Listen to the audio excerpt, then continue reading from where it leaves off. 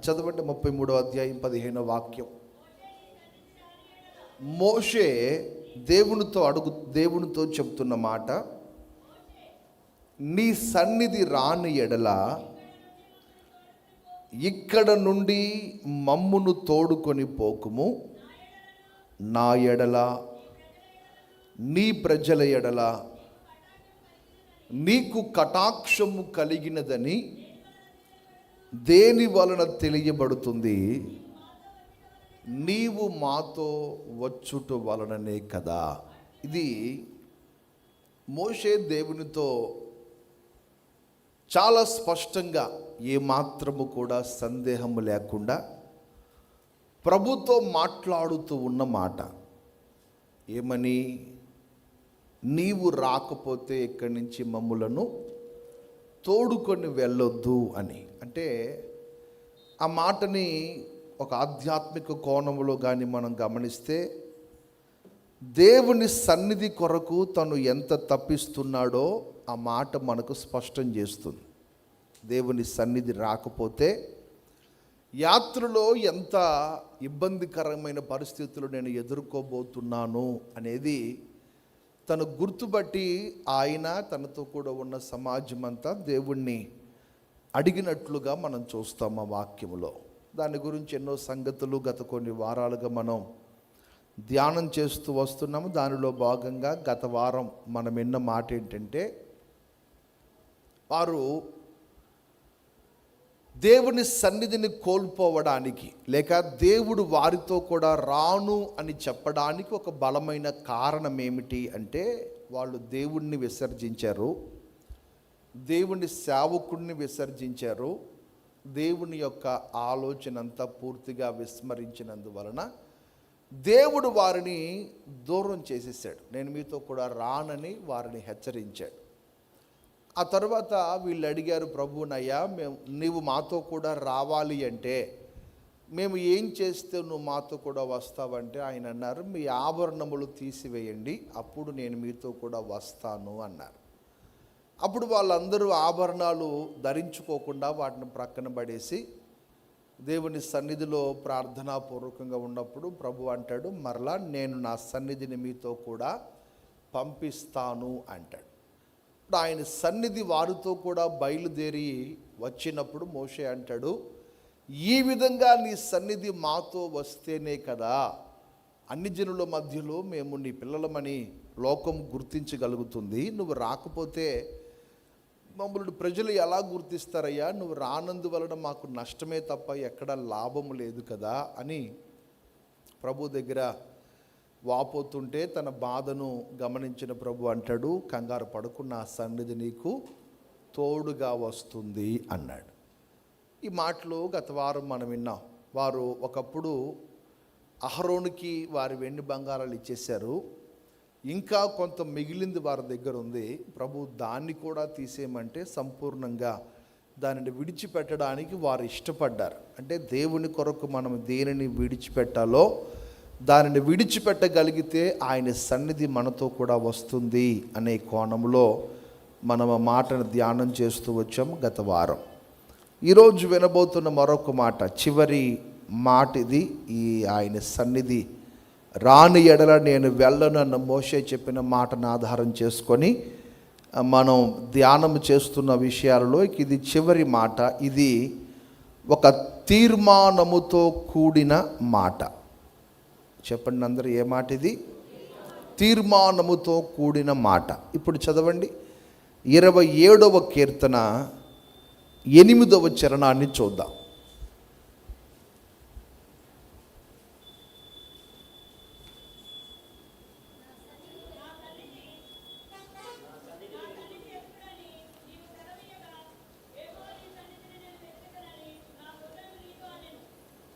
నా సన్నిధిని వెదుకుడని నీవు సెలవీయగా, యెహోవా నీ సన్నిధి నేను వెదకెదనని నా హృదయము నీతో అనెను.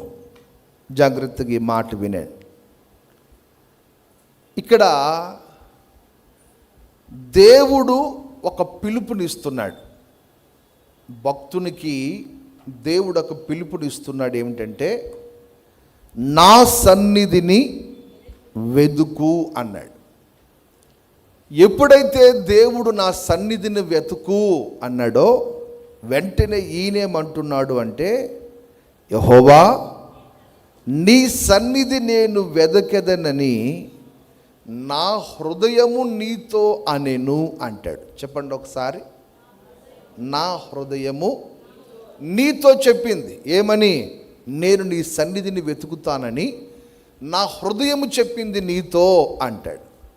ఇక్కడ మనము గమనించవలసిన ఒక ప్రాముఖ్యమైన మాట ఏంటంటే, ప్రభు ఆ పైన వాక్యాలు కూడా మనం ఆ పైన 7వ వాక్యం చూడండి. యెహోవా నేను కంఠధ్వని ఎత్తి నిన్ను ప్రార్థించున్నప్పుడు నా మనవి ఆలకింపుము, కరుణతో నాకు ఉత్తరమిమ్ము అంటే ఆయన అన్నాడు, ఇస్తానులే కానీ నువ్వు వచ్చి నా సన్నిధిని వెతుకుమన్నాడు. స్తోత్రం. నువ్వు వచ్చి నా సన్నిధిని వెతుకు, నేను నీకు ఉత్తరం ఇస్తాను, నా సన్నిధిని వెతుకు నువ్వు అన్నాడు దేవుడు.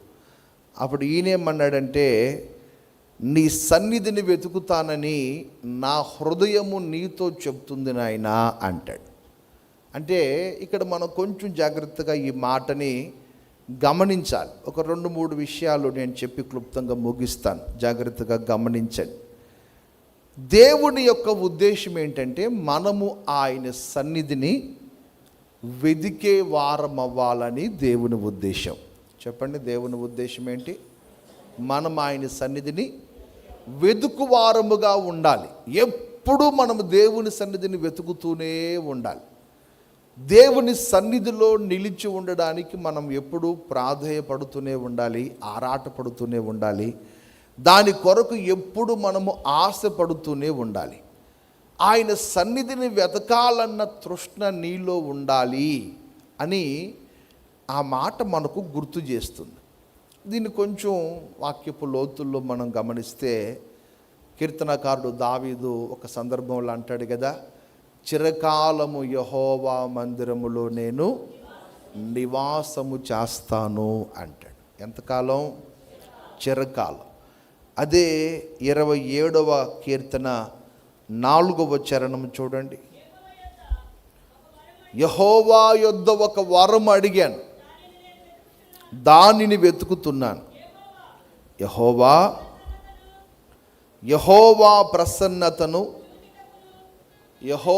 ప్రసన్నతను చూచుటకు,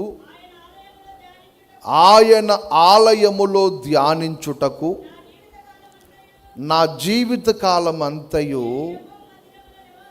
నేను యెహోవా మందిరములో నివసించాలని కోరుకుంటున్నాను. ఎంతకాలం?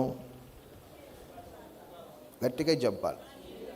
బ్రతికినంత కాలం దేవుని సన్నిధిలో నేను నివసించాలనుకుంటున్నాను అంటాడు. 23వ కీర్తన 6వ చరణంలో మనం చదివే మనకు తెలిసిన మాట ఏంటది? బ్రతుకు దినములన్నిట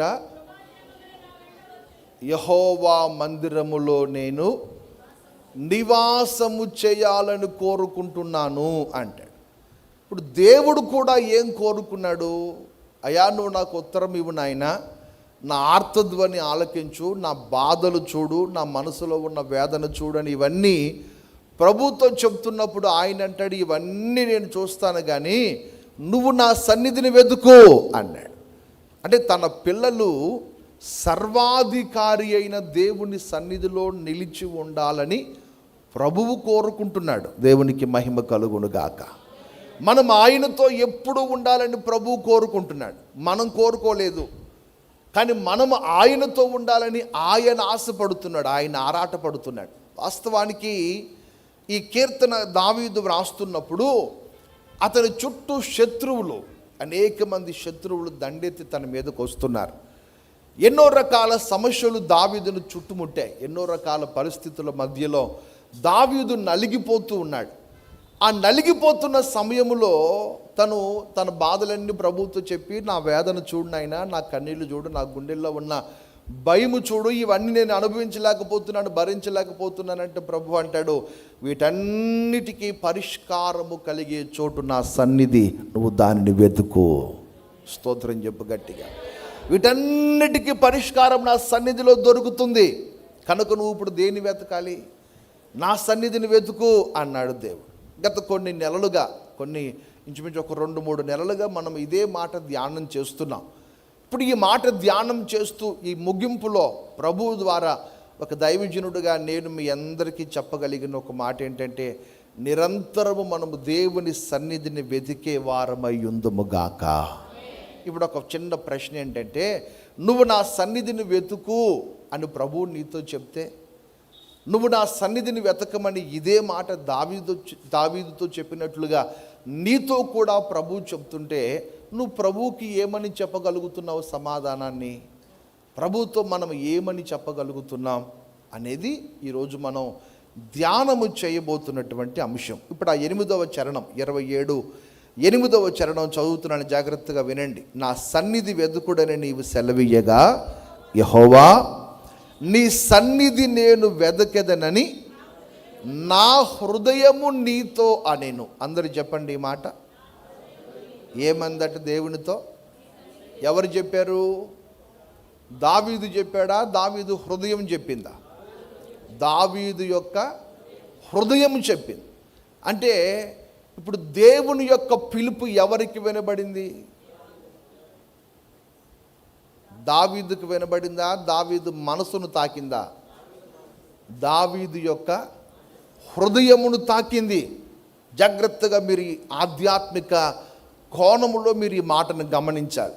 ఒకవేళ మీరు సహజంగా ఎవరన్నా పిలిస్తే మనం కదండి వినేది, మన చెవులు కదండి వింటాయి అంటారు. కానీ ఆత్మీయ కోణములో ఇవన్నీ శరీరానికి సంబంధించిన విషయాలు కాదు గనుక, ఆత్మ సంబంధమైన కోణములో మనం ఈ మాటను గమనించాలి గనుక జాగ్రత్తగా వినండి. ఇప్పుడు దావీదుని దేవుడు పిలిచాడు, నువ్వు నా సన్నిధిని వెతుకో అంటే ఇప్పుడు దావీదు సైలెంట్ అయిపోయాడు. దావీదు మౌనంగా నిలబడిపోతే ఇప్పుడు దావీదు యొక్క హృదయము దేవునితో మాట్లాడడం ప్రారంభించింది. ఇతగాడు మౌనం అయిపోయాడు. దావీదు యొక్క హృదయం మాట్లాడుతూ ఏమంటుంది? అయ్యా, నీ సన్నిధిని వెతకమని నువ్వు నాకు పిలుపునిచ్చావు, నేను ఖచ్చితంగా నీ సన్నిధిని వెతుకుతాను అని తన హృదయము దేవునితో చెప్పిందట. ఇక్కడ మీకు ఇంకొక కోణాన్ని నేను మీకు పరిచయం చేస్తాను. ఏంటంటే, చుట్టూ కొండలు ఉన్నాయి అనుకోండి, కొండల మధ్యలో ఒక వ్యక్తి ఉండి గట్టిగా అరుస్తున్నాడు అనుకోండి, అతను అరిచిన అరుపులన్నీ చుట్టూ ధ్వనిస్తాయి. లోపల మనం అరిచిన అరుపులు మనం ఎంత గట్టిగా అరిస్తే అంత గట్టిగా ఆ శబ్దం అంతా ధ్వనిస్తుంది. ఎందుకు? 4 గోడల మధ్యలో ఏమీ లేని గదిలోకి నువ్వు అరిస్తే నీ శబ్దం నీకే గట్టిగా వినబడుతుంది. ఇప్పుడు దావీదును దేవుడు పిలిచినప్పుడు తిన్నగా స్వరము దావీదుకు కాదు వినబడింది. ఎవరికి? నేను మరలా చెప్తున్నాను, ఎవరికి వినబడింది? దావీదు యొక్క హృదయానికి వినబడింది. అంటే అర్థం ఏమిటంటే, ఇప్పుడు ఆయన ఎక్కడుండి పిలుస్తున్నాడు దావీదుని? ఆయన ఎక్కడో దూరంగా ఉండి పిలవట్లేదు. దావీదు హృదయములోనే ఆయన ఉన్నాడు. హృదయాంతరంగంలో ఉండి ఆయన పిలుపునిస్తుంటే తన హృదయాంతరంగమే మరలా దావీదుకు చెప్తుంది, నేను నీ సన్నిధిని వెతుకుతానయ్యా. గట్టిగా స్తోత్రం చెప్పండి ఒకసారి. ఇప్పుడు దావీదు యొక్క అంతరంగములోనే ఉన్నాడు ఆయన. అక్కడే ఉండి పిలుపునిస్తాడు. ఏమిటంటే, దావీదో మరి ఎందుకు రా గుండె ఇంత వేగంగా కొట్టుకుంటుంది, నువ్వెక్కడ చూసావంటారు, ఇక్కడ నాకు కనపడుతుంది లేరా, లోపల నీకున్న భయం నాకు అర్థమవుతుంది, లోపల నీకున్న కలవరం నాకు అర్థమవుతుంది, లోపల నువ్వు పడుతున్న బాధ అంతా నాకు అర్థమవుతుంది, నేను చూస్తున్నాను. నువ్వేమి కంగారు పడుకో, నువ్వు చేయాల్సిన పనుల్లో ఒక్కటే, నువ్వు నా సన్నిధిని వెతుకు, నేను వీటన్నిటి మధ్యలో నుంచి నీకు నెమ్మదిని దయచేయబోతున్నాను. గట్టిగా స్తోత్రం చెప్పండి ఒకసారి. కొంచెం జాగ్రత్తగా మనం ఈ మాటను గమనిస్తే, ఈ రోజున ప్రభువుకి మనం సమాధానం చెప్పేటప్పుడు మన పెదవులు చెప్తున్నాయా, మన హృదయము దేవునితో మాట్లాడుతుందా? కొంచెం జాగ్రత్తగా మీరు ఆధ్యాత్మిక కోణములో ఈ మాటను గమనిస్తే, పెదవులతో మాట్లాడేవారు చాలామంది ఉన్నారు. క్రైస్తవ సమాజంలో 190 మంది పెదవులతో ప్రభువుతో మాట్లాడుతున్న వారు కనబడతారు మనకు, అక్కడక్కడ తారసపడతారు ఎక్కువగా. కానీ ప్రభువు కోరుకున్నది ఏమిటంటే, నీ హృదయం ఏం చెప్తుంది దేవునికి? నీ పెదవులు కాదు చెప్పాల్సింది. నేను మీకు అందుకనే గత రాత్రి ఒక మాట చెప్పాను, మరి మీకు ఎంతమంది గుర్తుందో. మన ప్రార్థన వినాలనుకోవట్లేదు ఆయన మన ప్రార్థనను చూడాలనుకుంటున్నాడు. స్తోత్రం చెప్పు ఒకసారి. నీ ప్రార్థన వినాలని ఆశపట్టలేదు. ఆయనకు కావాల్సింది ఏంటి? నేను నీ ప్రార్థన చూడాలి. ఏం చూస్తావయ్యా నా ప్రార్థనలు అంటే, బ్రద్దలైన నీ హృదయాన్ని చూడాలి, చెమ్మగిలిన నీ కళ్ళను చూడాలి, వేదనతో భారంతో చేస్తున్న నీ హృదయము నేను చూడాలి. పెదవులతో ప్రార్థన చేస్తే అందరూ చేస్తారు. పెదవులతో ప్రార్థన, పదాలు వల్లించి ప్రార్థన చేయమంటే అందరూ చేస్తారు. ప్రభువుకి కావలసింది ఎవరంటే, పెదవులతో ఆరాధించేవారు కాదు, పెదవులతో గణపరిచే వాళ్ళు కాదు, హృదయాంతరంగములో నుండి ప్రభువుతో మాట్లాడగలిగిన వాళ్ళు కావాలి. అదే మాట దావీదు అంటాడు, అయ్యా నాకు నీకు ఏ సంబంధం లేదు, ఇప్పుడు నా హృదయం పూర్తిగా నీతో అంటుకట్టబడిపోయింది. ఇప్పుడు నీతో ఏం మాట్లాడినా నా హృదయం మాట్లాడుతుంది. నా హృదయాంతరంగములో నుండి ఈ మాటలు బయటకు వస్తున్నాయి. ఏమని? నేను నీ సన్నిధిని వెతుకుతాను. అందరూ గట్టిగా స్తోత్రం చెప్పి ఒకసారి గట్టిగా చెప్పాలి హల్లెలూయా. దీనినే అంటారు ఒక ఆత్మ సంబంధమైన తీర్మానం. చెప్పండి ఈ మాట అందరూ.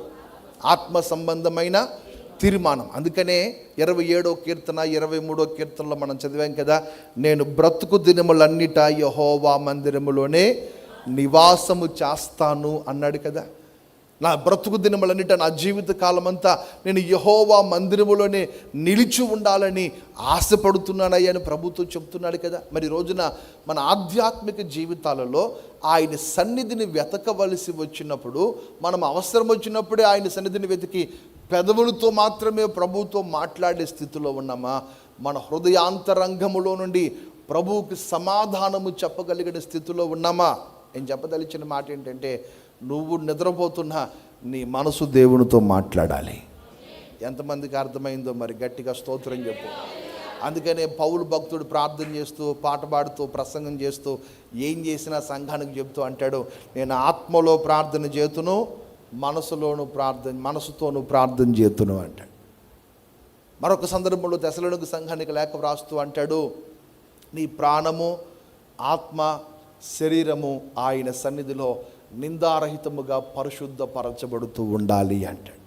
అంటే ఒక్కొక్కటి ప్రత్యేకపరచబడుతున్నాయి. నీ ప్రాణము, ఆత్మ, శరీరము వేరువేరుగా డివైడ్ చేయబడుతున్నాయి. మరొక్కసారి మీరు గమనిస్తే, ఎంతకాలం మన ప్రార్థన పెదవులకు పరిమితమైందా, అది హృదయాంతరంగాలలో నుంచి వస్తుందా?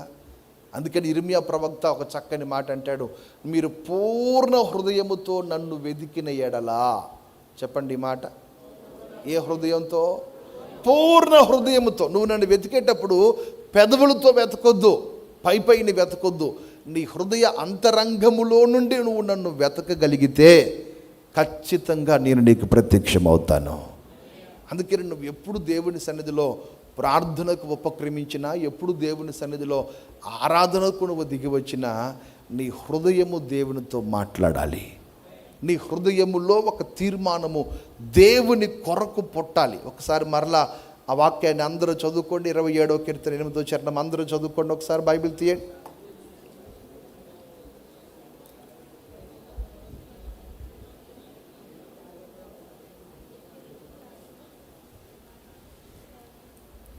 ఇప్పుడు చెప్పండి ఏమంటున్నాడు?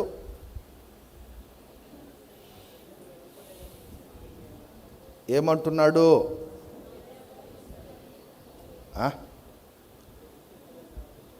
దేవునికి సమాధానం చెప్పింది ఎవరు? దావీదా? దావీదు హృదయమా? దావీదు హృదయము చెప్పింది. ఇర్మియా గ్రంథం 29వ అధ్యాయం 13వ వాక్యం చూడండి ఒకసారి.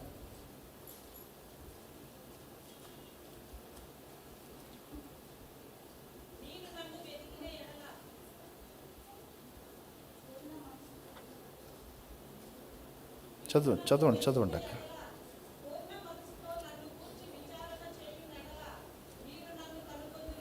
మీరు నన్ను వెతికిన ఎడల, పూర్ణ మనసుతో నన్ను గూర్చి విచారణ చేసిన ఎడల మీరు నన్ను కనుగొందురు. అందరూ ఒకసారి స్తోత్రం చెప్పండి. నన్ను నేను మీకు కనపరుచుకొందును. హల్లెలూయా, స్తోత్రం చెప్పాలి. జాగ్రత్తగా వినండి. మీరు నన్ను వెతికిన ఎడలా అని పూర్ణ మనసుతో నన్ను గూర్చి విచారణ చేస్తే అంటే నువ్వు ఆయన గురించి విచారణ చేసేటప్పుడు ఎట్లా చేయాలి? గట్టిగా చెప్పాలి. పూర్ణ మనసుతో చేయాలి. చెప్పాలి, పూర్ణ మనసుతో విచారణ చేయాలి. పూర్ణ మనసుతో ఆయన కొరకు నువ్వు కనిపెట్టాలి, వెతకాలి. వాక్యం ఏం చెప్తుంది? మరి నువ్వు ప్రభువుని వెతికేటప్పుడు పైన పెదవులతో వెతుకుతున్నావా? ఒక సందర్భంలో మనం చూస్తాం కదా, ఈ ప్రజలు నన్ను పెదవులతో గణపరుచుచున్నారు కానీ వారి హృదయము నాకు దూరంగా ఉంది అంటే. ఇప్పుడు ప్రభువుకి కావలసింది నీ పెదవులు కాదు, అట్లాగని పెదవులతో పనికిమాలిన మాటలు మాట్లాడమని కాదు. ప్రభువుకి కావలసింది నీ అంతరంగ స్వభావం. నీ అంతరంగములో ఒక తీర్మానాన్ని ప్రభువు కోరుకుంటున్నాడు. జాగ్రత్తగా మీరు గమనించాలి. మన అంతరంగములో ఒక తీర్మానం ఎప్పుడు ధ్వనిస్తూ ఉండాలి. ఏంటంటే, నేను బ్రతికినంతకాలం నా దేవుని సన్నిధిని వెతుకుతూనే ఉంటాను. అందరు గట్టిగా ఆమేన్ చెప్పండి. ఆ తర్వాత అక్కడే దావీదు ఏమంటాడంటే, ఒకసారి మరలా 8వ వాక్యం చూడండి అందరూ.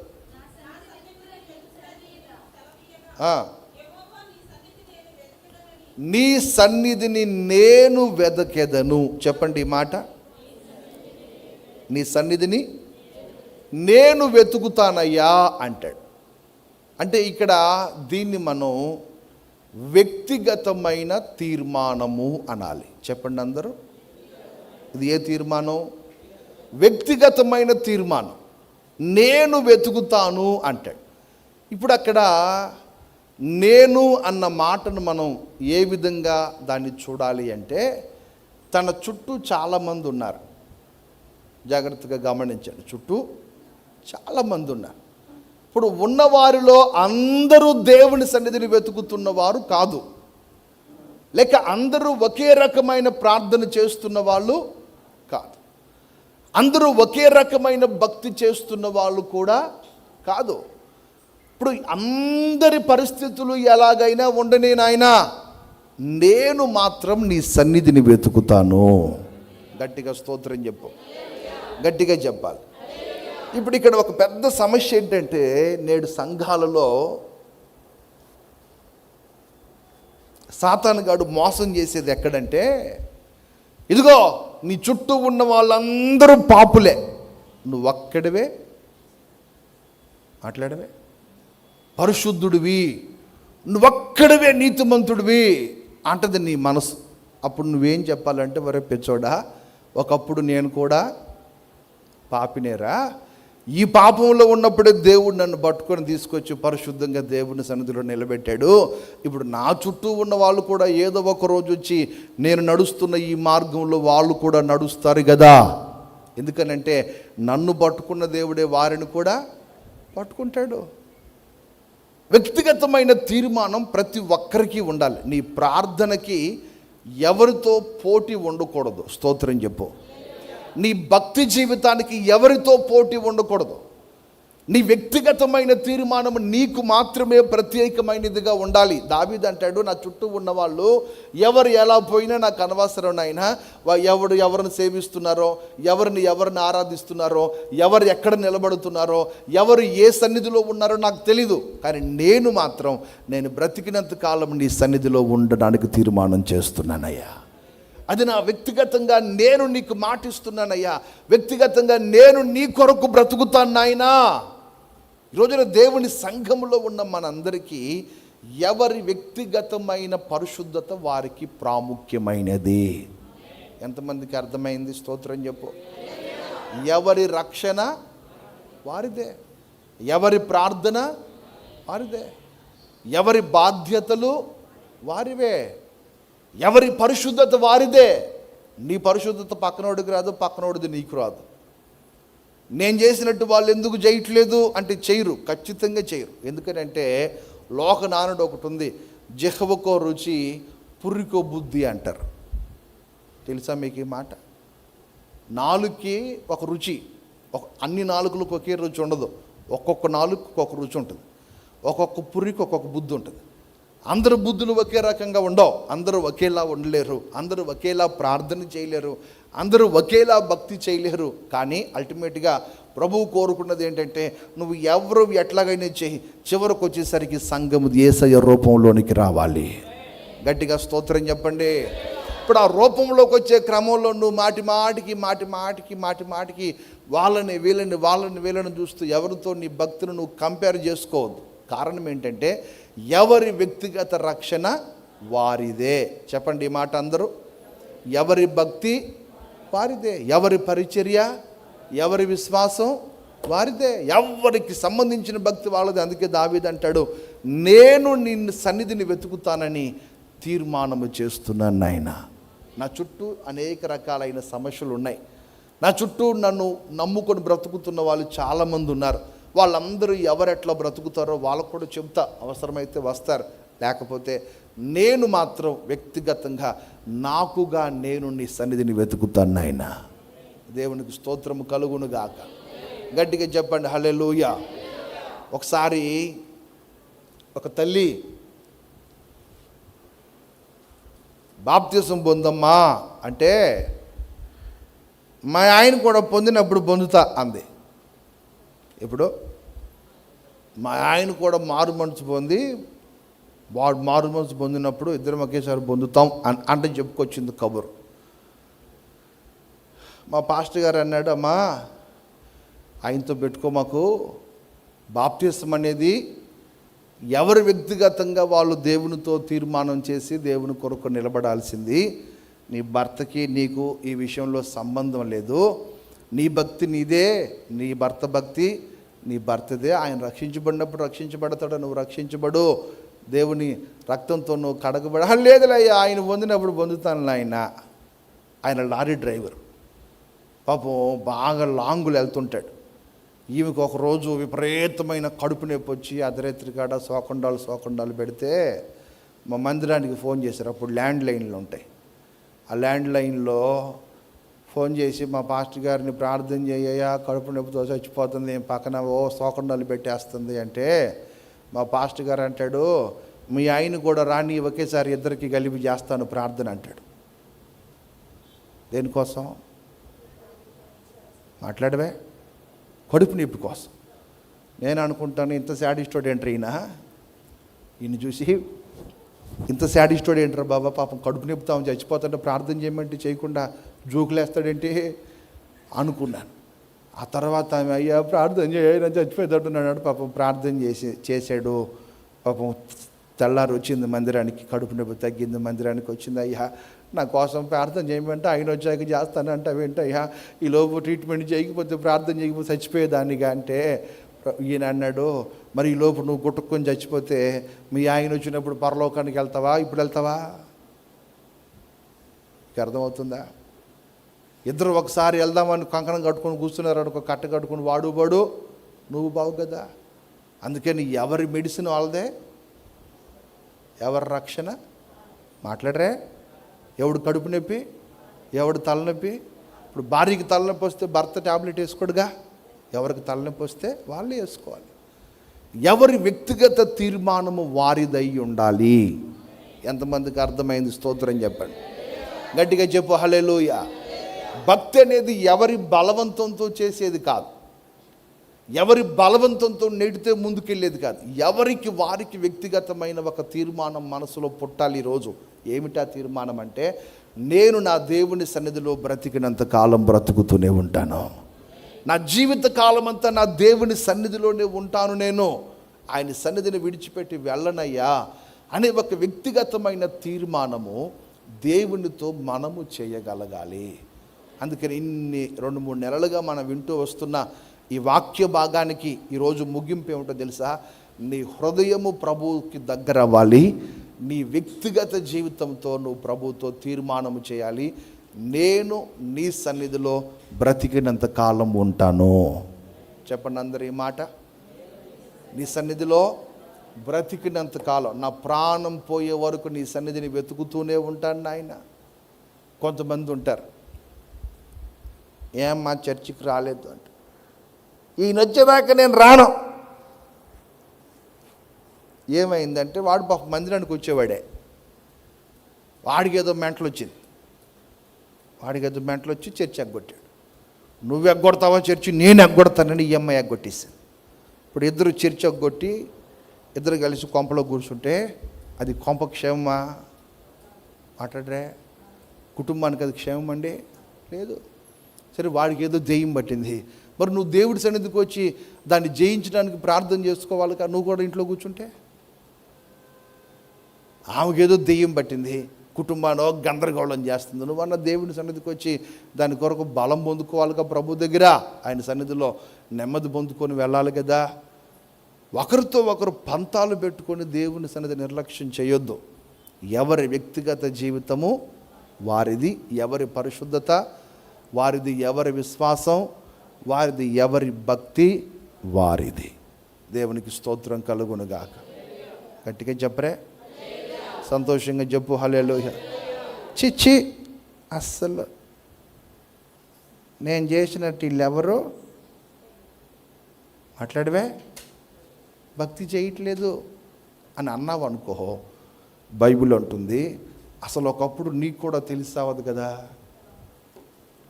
ఒకప్పుడు నీకు కూడా భక్తి తెలిసావదు కదా. మరి ఎన్ని నేర్పించింది దేవుడేగా, నీకు నేర్పించినాడు వాళ్ళకి నేర్పిస్తాడుగా.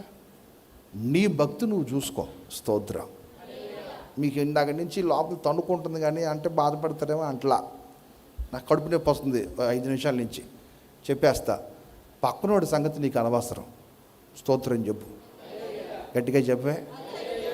మాటికి పక్కనోడి జీవితంలో, పక్కనోడి భక్తిలో ఏలు పెట్టి చూడొద్దు. నీ భక్తి మాట్లాడవే నువ్వు చూసుకో, నీ విశ్వాసం నువ్వు కాపాడుకో.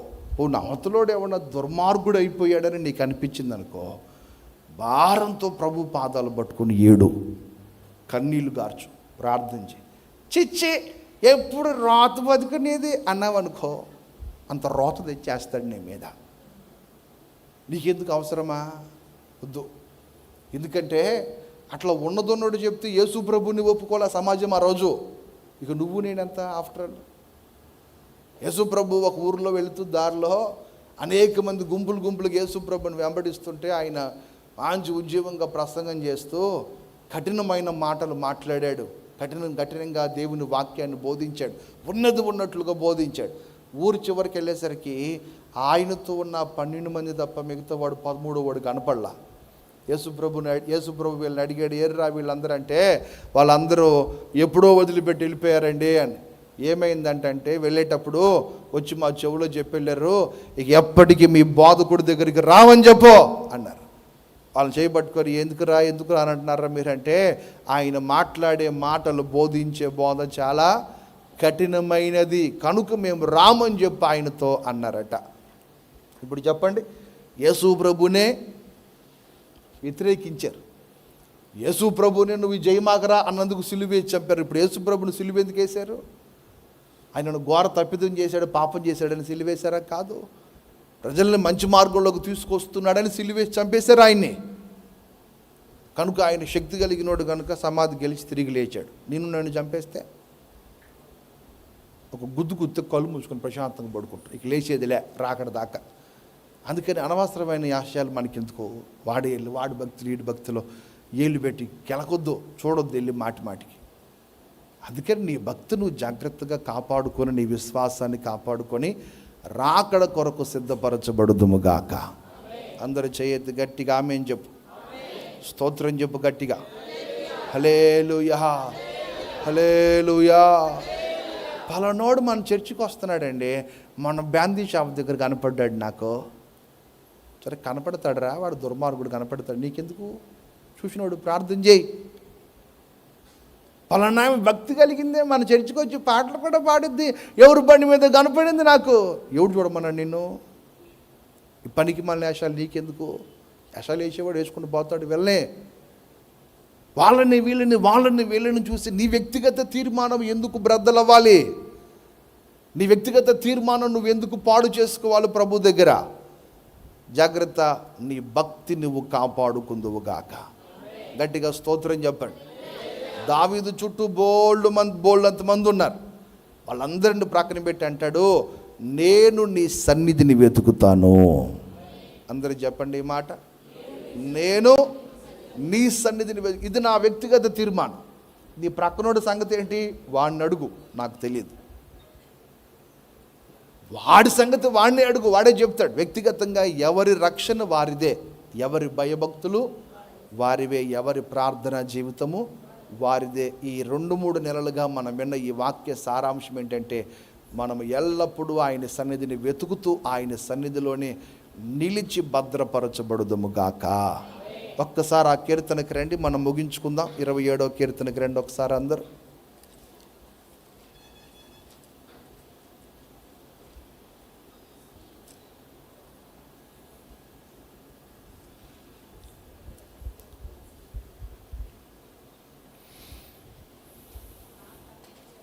చదవండి అక్క, మాట చదవండి.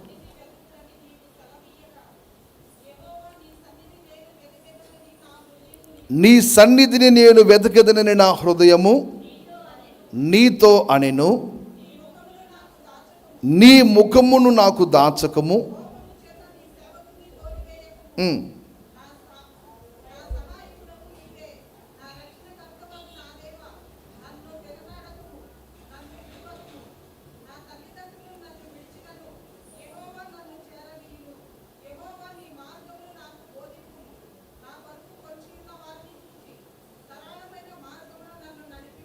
ఇక్కడ ఒక్క మాట మీకు చెప్పి నేను ముగిస్తాను. ఏంటంటే, నీ సన్నిధిని నేను వెదకెదనని నా హృదయము నీతో అంది నాయన అంటాడు కదా. ఆ తర్వాత అంటాడు, నీ ముఖమును నాకు దాచకము.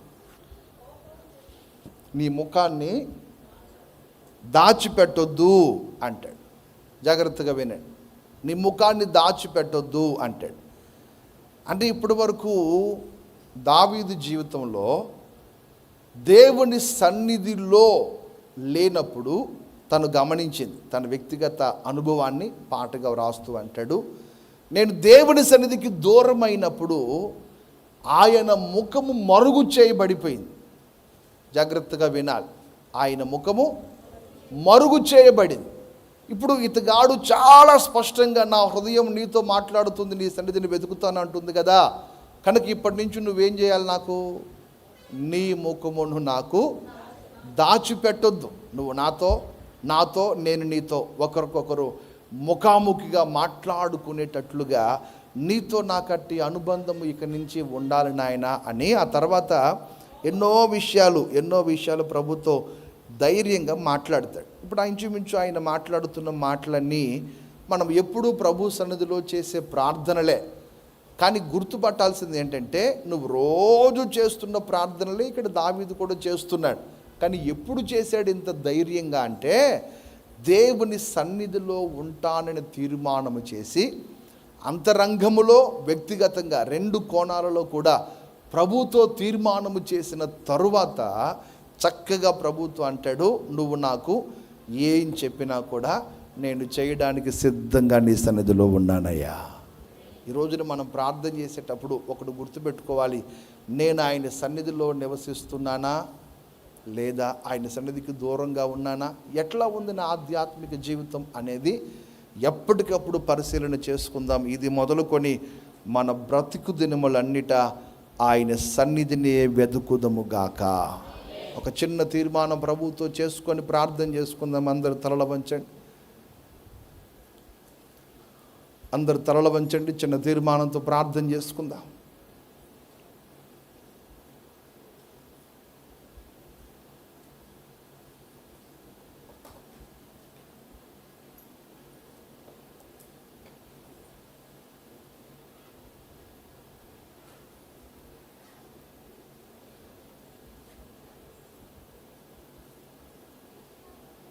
అందరు నోరు తెరవాలి. ఎవరు మౌనంగా ఉండకండి.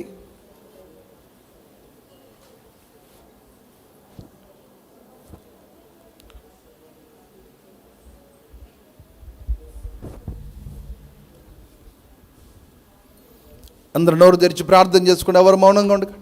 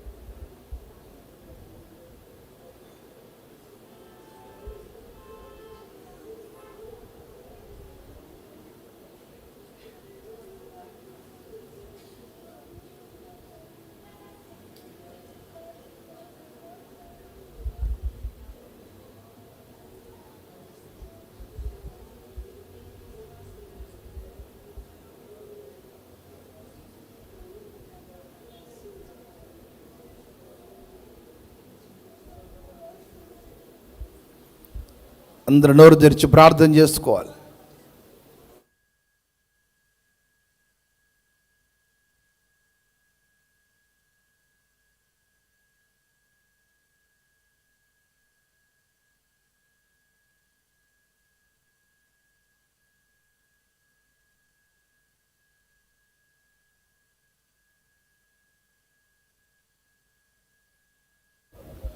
ప్రభువా నీకు స్తోత్రం. అందరం ప్రార్థన చేద్దాం, తీర్మానంతో ప్రార్థన చేసుకుందాం.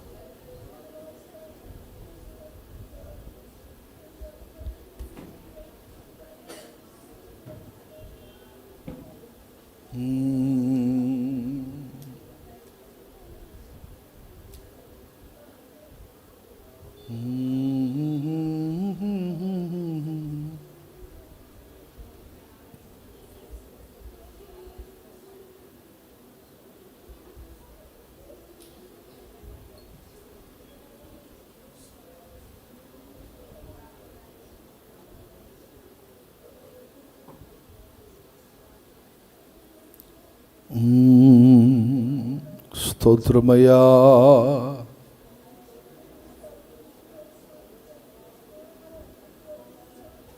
హల్లెలూయా హల్లెలూయా. స్తోత్రమయ్యా స్తోత్రం. బ్రతుకు దినములన్నిట ఆయన సన్నిధిలో నిలిచి ఉండే భాగ్యం అనుగ్రహించబడునుగాక. అందరం చేతులెత్తి బిగ్గరగా స్తోత్రం చెప్దాం.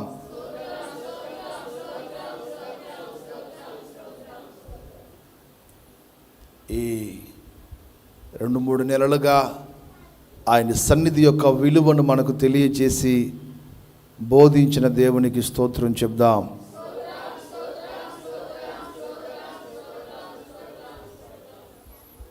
మనందరి ఆధ్యాత్మిక జీవితాలు బ్రతుకు దినములన్నిటి ఆయన సన్నిధిలోనే నిలిచి ఉండాలి. అలా నిలిచి ఉండే భాగ్యం మనకు దేవుడు దయచేసినందుకు స్తోత్రం చెప్దాం.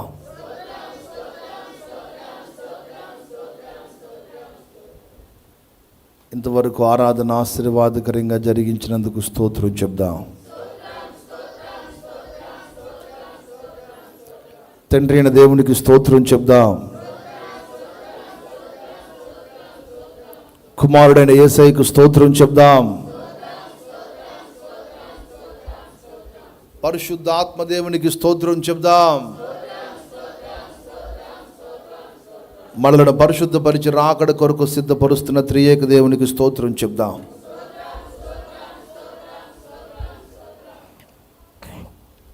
స్తోత్రం స్తోత్రం స్తోత్రం. పరిశుద్ధుడ ప్రేమ కలిగిన తండ్రి నీకు స్తోత్రాలు, వందనాలు నాయన. ఇంతవరకు ఈ ఆరాధనలో ఆత్మస్వరూపిగా మా మధ్యలో ఉండి ఆశీర్వాదకరంగా మీరు జరిగించినందులకై మీకు స్తోత్రాలు. సాక్ష్యాల ద్వారా నాయన, ఆత్మ ఆరాధన ద్వారా మీరు మహిమ పొందినందుకు మీకు స్తోత్రములు నాయన. నీ దాసుని నిలబెట్టి దినమని మీరు మాతో మాట్లాడే ప్రతి మాటను బట్టి నీకు వందనాలు చెల్లించుకుంటున్నాము ప్రభువా. అయ్యా, నీ సన్నిధిని గురించిన ప్రాముఖ్యతను అనేక దినములుగా మీరు మాకు తెలియచేస్తూ వచ్చారు ప్రభువా.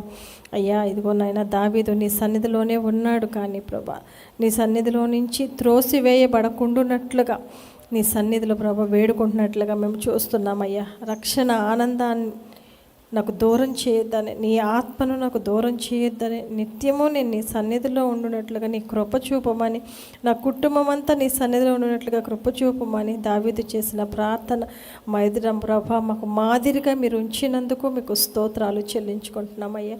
అయ్యా, మీరు మాకు ఇచ్చే ఆశీర్వాదముల కంటే ఎక్కువగా మీ సన్నిధిని మేము ప్రేమించాలని మీరు తెలియజేశారు ప్రభా. ఇటు అనుభవాల్లో నన్ను మమ్మల్ని అందరినీ కూడా మీరు నిలబెట్టమని ప్రార్థన చేస్తారు. అయ్యా, మాకు శ్రమ కలిగినను ఆశీర్వాదం కలిగినను నాయన నీ సన్నిధిని మొదటగా నాయన మేము అపేక్షించే వారముగా ఉండుటకు సహాయము చేయి. నీ సన్నిధిలో నిత్యము నిలబడే ఉండు కుటుంబముగా మా కుటుంబాలు మీరు నిలబెట్టమని ప్రార్థన చేస్తున్నాము తండ్రి. నీకు స్తోత్రాలు నాయన. నీ ఆత్మలో ఆనందించే కృప దయచేయండి. నీ రక్షణ ఆనందాన్ని మాకు దయచేయండి ప్రభు. నీకు స్తోత్రం. ఎప్పుడూ కూడా ఆది ప్రేమలో మమ్మల్ని నిలిపి ఉంచమని వేడుకో. ఏ పాపము, ఏ బలహీనత అయ్యా ఏది కూడా నాయన నీ సన్నిధి నుంచి మమ్మల్ని దూరం చేయొద్దు నాయన. అయ్యా అయ్యా అపవాది చిక్కుపడకుండా, ఏ శోధనలో మేము పడకుండా మమ్మల్ని తప్పించమని వేడుకోండి. ఆత్మ సంబంధమైన జ్ఞానాన్ని, బుద్ధిని, వివేచన, మెలకు కలిగిన ఆత్మను మాకు దయచేయమని వేడుకుంటున్నాము తండ్రి. నీకు స్తోత్రాలు. ఇంతవరకు ఈ మాటలు అందించిన నీ దాసుని మీరు బలపరచండి నాయన. రాబోతున్న దినములు అనేక నూతనమైన సంగతులు సంగమునకు బోధించినట్లుగా నూతన వాక్య ప్రత్యక్షతలు ప్రకటనలు మా సేవకుడికి మీరు అనుగ్రహించి మా అందరితో సంఘముతో సేవకుడితో మీరు మాట్లాడమని మమ్మల్ని బలపరచమని వేడుకుంటున్నాం అయ్యా. నీకు స్తోత్రాలు అయ్యా. అంతేకాక ఈ మే నెల మాసం అంతా కూడా నాయన ఈ దినము వరకు, ఈ ఆఖరి ఆదివారం వరకు కూడా మమ్మల్ని మా కుటుంబాలన్నింటినీ కూడా నీ కృపలో భద్రపరిచి సజీవ లెక్కలు నిలిపినందుకై నీకు స్తోత్రాలు. మీరు అనుగ్రహించిన క్షేమస్థితిని అంతటిని బట్టి, ఆరోగ్యాన్ని బట్టి, కాపుదలను బట్టి నీకు వందనాలు చెల్లించుకుంటున్నాము నాయన. నీకు స్తోత్రాలు నాయన. అయ్యా, ఈరోజు సాయంకాలం జరిగే ప్రార్థన కూడికలో సేవకుని బలపరిచి వాడుకోండి.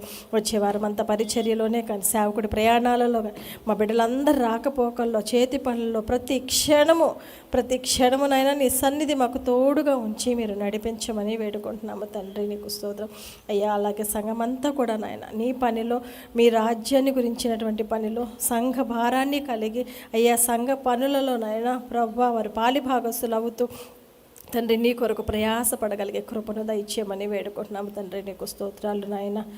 అయ్యా అయ్యా ఇంతవరకు మరొకసారి నాయన తీసుకొని వచ్చిన ప్రతి బిడ్డను బట్టి కూడా నీకు స్తోత్రాలు చెల్లిస్తూ, దీవెనకరంగా మీరు జరిగించినందులకే మీకు వందనాలు చెల్లిస్తూ, మమ్మల్ని అందరినీ నీ హస్తాలకు అప్పగిస్తూ నజరేయుడైన యేసు నామంలో ప్రార్థించడానికి వేడుకుంటున్నాము తండ్రి. ఆమేన్. మన ప్రభువైన యేసుక్రీస్తు కృప, తండ్రైన దేవుని ప్రేమ, పరిశుద్ధ ఆత్మదేవుని సహవాసము, తిరుమణంతో ప్రార్థించిన వారికి నీ సకల పరిశుద్ధులకును ఆయన సన్నిధి కాంతి సదాకాలము తోడే నడిపించునుగాక. ఆమేన్. హల్లెలూయా, హల్లెలూయా. అందరికీ వందనాలు. ఈ ఆరాధన ఇంతటితో